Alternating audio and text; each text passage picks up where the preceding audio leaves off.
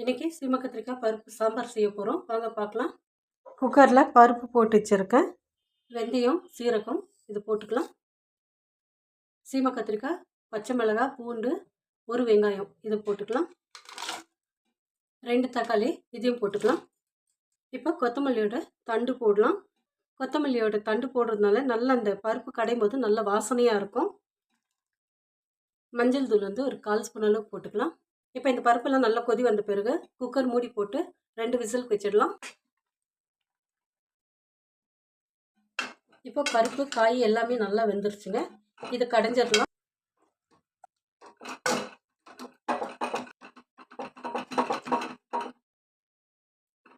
இப்போ கல் உப்பு போட்டுக்கலாம்.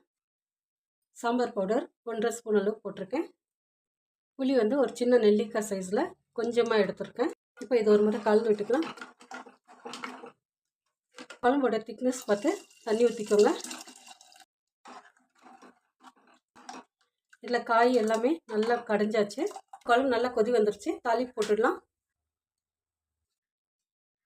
கொஞ்சமாக ஒரு 2 ஸ்பூன் அளவுக்கு எண்ணெய் ஊற்றிக்கலாம். கடுகு, சீரகம் இது போட்டு தாளிச்சிக்கலாம். சின்ன வெங்காயம் நான் முழுசாக வச்சுருக்கேன். வேணும்னா 2ஆக கூட கட் பண்ணிவிட்டு போட்டுக்கலாம். சின்ன வெங்காயம், கருவேப்பிலை, பெருங்காயம் கொஞ்சம். வெங்காயம் ரொம்ப வதக்காமல் ஒரு பாதியாக வதக்கி எடுத்துக்கலாங்க. இதில் குழம்பு ஊற்றிடலாம்.